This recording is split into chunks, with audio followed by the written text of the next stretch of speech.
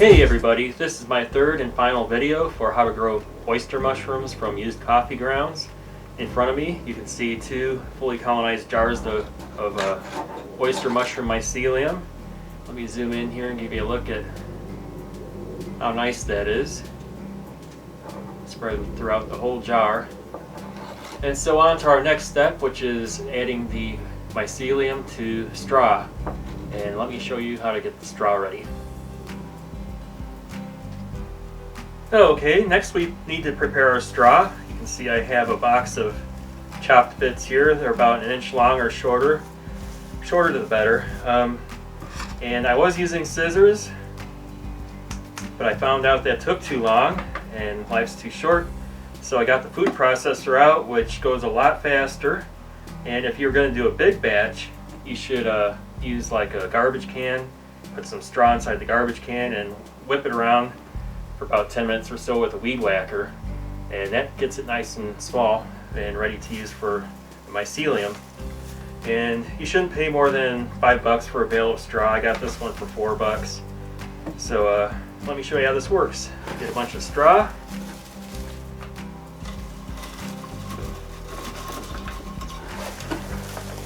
And you put it inside.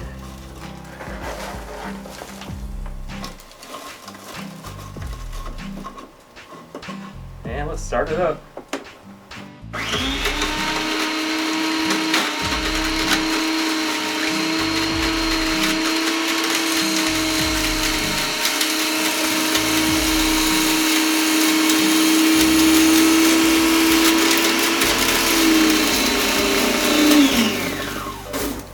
And it works pretty good. Okay, as you can see, we have a nice box of finely chopped straw. There will be a few big pieces, just go through and get those out.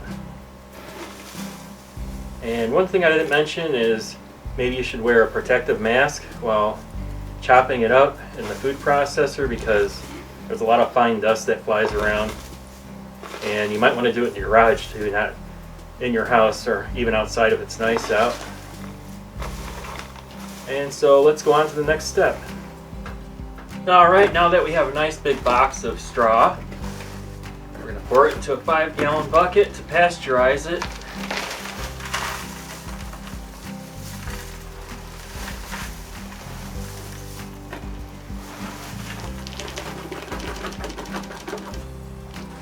And what I'll be doing is adding hot water to this and keeping it above 160 degrees for an hour and 15 minutes. And I'll keep a thermometer in it to make sure it stays above that temperature. Alright, I have a nice big pot of boiling water fresh off the stove. I got it up to 190 degrees. And I'm going to dump it in my bucket with all the straw.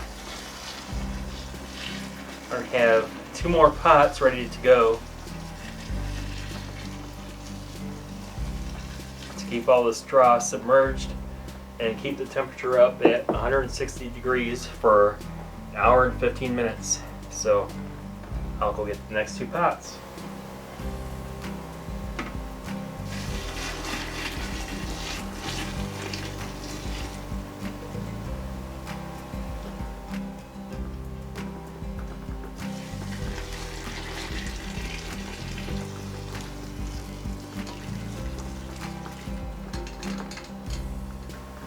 Okay, I have more boiling water on the way on the stove, and what I'm going to do is take another bucket, same size, it's just 5-gallon buckets, push it down,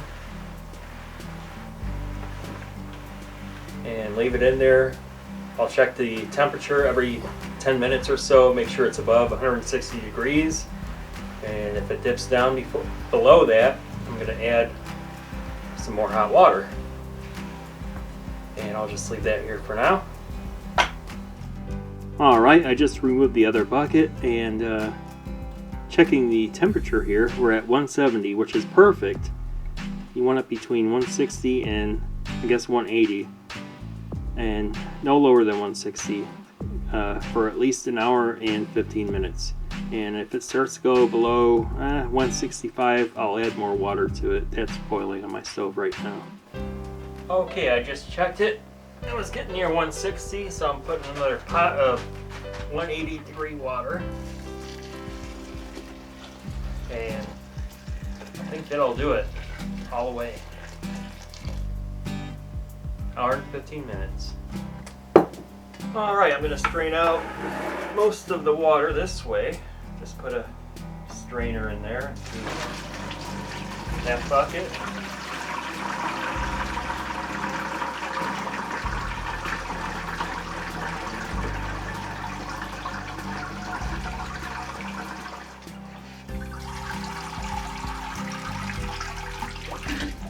Alright, to get rid of more moisture out of the straw, because we don't want it really wet, just damp, I'm going to use this old salad spinner here.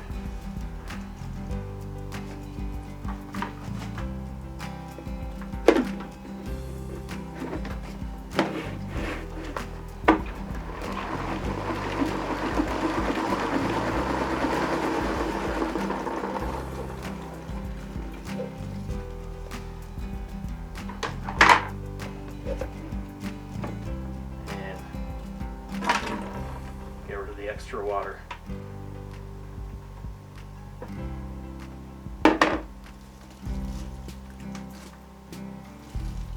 Alright, next we need to prepare our bag for what's going to hold all our straw and mycelium. I was going to use 1 gallon Ziploc bags, but I came across this bag, which is a little bit bigger. I'm guessing this is like 2 gallon, and I can hold more in here since I have a little bit more than would fit in a 1 gallon Ziploc bag. And just going to get it ready with alcohol and wipe your tabletop down first. Wipe the whole bag down inside and out.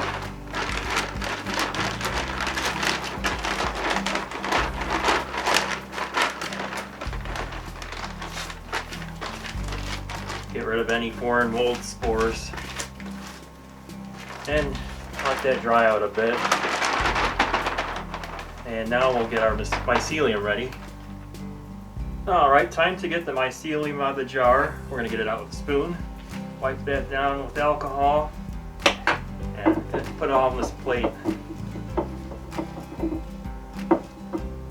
And wipe down the jar before you open it, in case there's little mold spores that stuck to the jar while it was waiting. Okay, we'll open it up.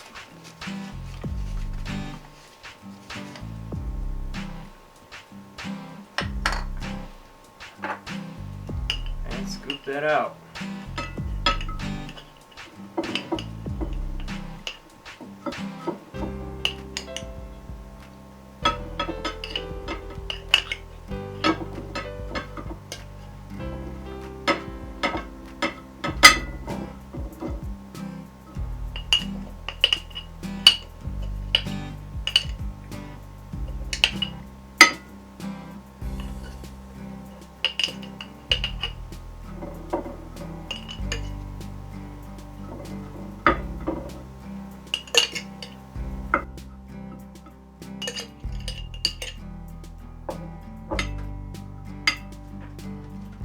And jar number 2.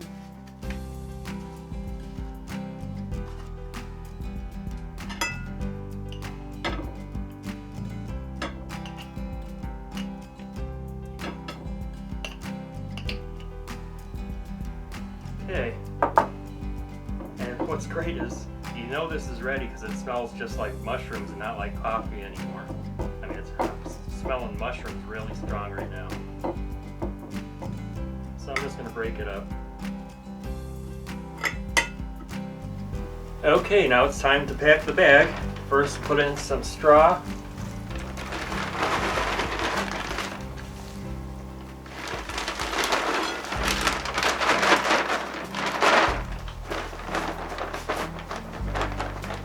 And by the way, this is about a 3 ml bag. You want something kind of thick, and that's why I was going to use 1 gallon Ziplocs. Those are pretty thick. Then we take some mycelium and sprinkle it in there. And then another layer of straw.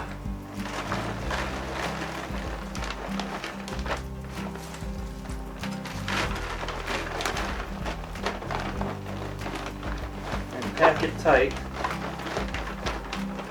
Tight as you can. And then more mycelium.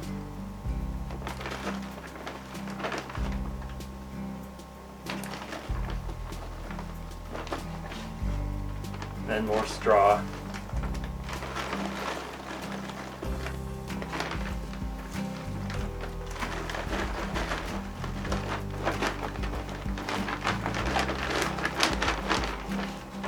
And keep layering it until you're out.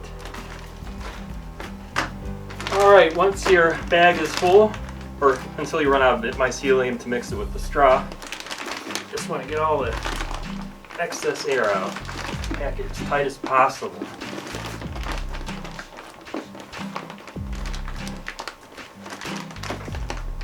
There we go. It's as good as we're going to get. And put a twist tie on it, and we're going to poke some holes in. Alright, I have all this excess. I'm just going to cut this off. We don't need it.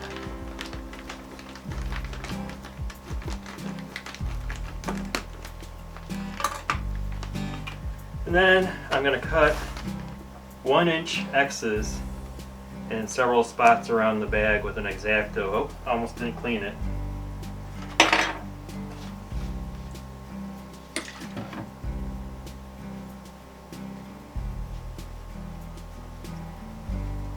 Okay.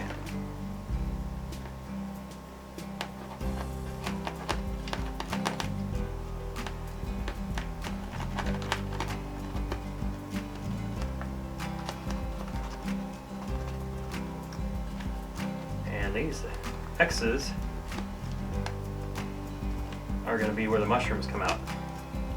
I'm going to put 2 on this side, 2 on this side, 1 on this side, and then 2 on the bottom just so the water can drain out.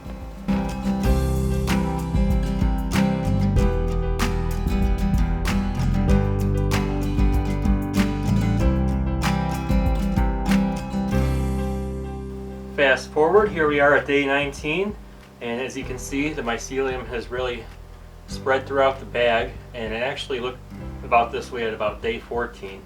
And there's a lot more room in the bag now. It kind of condensed, and it's actually lighter weight, like it lost some water. But let me show you why today, being day 19, is so special. Let me zoom in here. Mushrooms are starting to pin. You can see the little baby mushrooms in there. And what we need to do is cut open the plastic on top here so they can get some fresh air and moisture. And these things should double about every day overnight. And it's pinning on this side too. Let's see, that's right here. Kind of see it looks like thicker white, so we'll have to cut it there too, and then I'll show you what I'm going to do. Alright, now that I have the holes cut, let me give you a close-up of the pins since they're easier to see now. See a nice cluster right there, and right now they need fresh air, humidity, and light, and to be misted twice a day. So let me show you what I'm going to do here. Okay, what I've done here is I've taken a tub, filled it partway with hydrogen pebbles. Those are the clay pebbles you can get at a hydroponic store. And just below the surface of those clay pebbles, I put a layer of water just under the surface. Put the bag on top of that, and I think that'll help with the humidity, keep it higher in the chamber I'm going to put it in, and also drain the bag every time I mist it. And I'm going to mist it twice a day. Once in the morning, and then once in the evening. Alright, this is my $1.98 climate controlled greenhouse, and I call it that because I paid $1.98 for this 3mm painter's tarp, and just has refrigerator magnets on the front, and has a humidifier inside, and I just open it like this. Give it a look.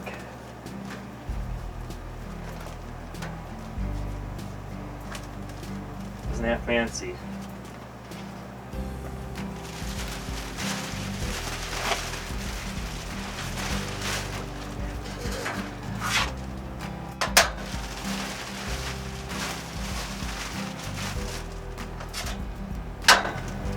bring the camera down here so you can take a look at it. Okay, inside this greenhouse I have the humidifier, and it turns on about every 25 minutes or so, and I'm trying to keep the humidity at above 85, between 85 and 95, and right now it's going down. It was at 85, and that's about all I can get it at right now, because this thing turns off when it hits about 85%. Anyway, it pulls in cool air, cool fresh air down there, because that's not taped, and it pulls it right into the intake and blows it out the top. So that gives the mushrooms fresh air.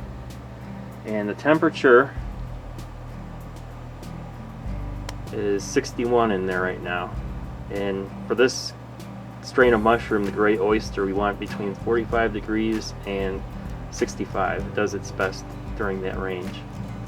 Alright, as for the lighting, look up. I have a plastic top here that used to be a shelf. I just removed it temporarily. This is my seed germination station, and I'm using two T5 bulbs back there, high output 6500K, and two T8 bulbs here. And since there's no more shelf there, the light just shines right through the plastic. And I guess that's about the whole explanation of this. So I'll keep you updated in a day or so on these mushrooms.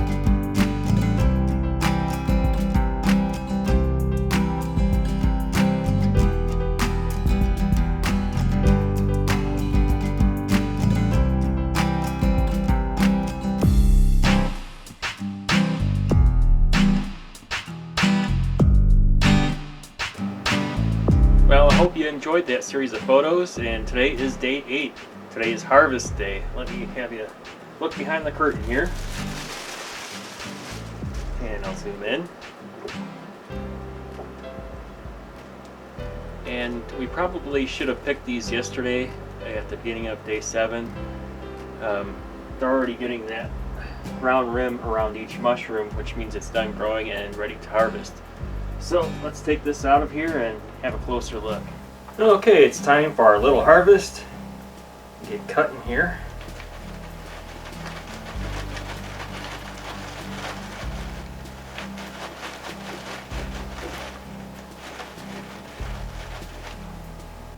And there we go. That's not bad. Those will be eaten today. Alright, as for the bag, it's going back into the fruiting chamber and get a second flush off of it. Well, to have more mushrooms in the future, I'm going to have more bags, bigger bags, and a bigger growing space. And it sure beats paying for to have a mushroom kit shipped to you for 30 bucks. Anyway, it's a lot more rewarding, and everyone should try it because it's a lot of fun. So, hope you guys try it out. Okay, as for what I have coming up in the future, you see this jar? Hold on. You see this jar? There we go. Alright, you can see this jar is filled with straw and has a little bit of coffee, just one pot worth of coffee grounds in here. And I put this in 5 days ago, a little bit of mycelium in it. And I have lots of mycelium to play with, so lots of experiments to do. I'll get as crazy as I can and creative as I can with it and see how we can grow mushrooms a different way.